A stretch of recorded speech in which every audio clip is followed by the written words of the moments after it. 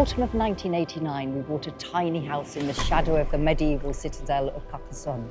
It was a little run down, but it was the best view in France, where the Cathars had lived and died and been persecuted in the 13th century. And that was it. I fell in love with the Languedoc. In 1208, a crusade was preached by the Catholics of the north against the Cathars of the south, and by 1244 they'd been driven back to the citadel of Mosse in the Pyrenees. We know that just before the citadel fell, 2 men left carrying the Cathar treasure.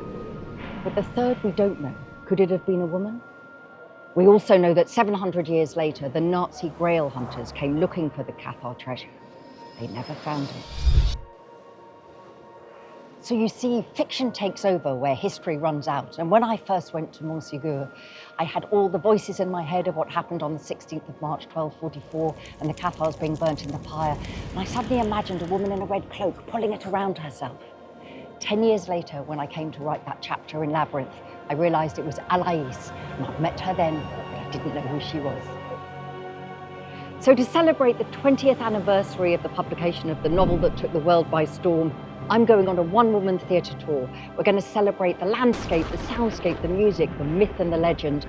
So join me on the 30th of March at the Apex in Bury St Edmunds, and together we'll unlock the secrets of the Labyrinth.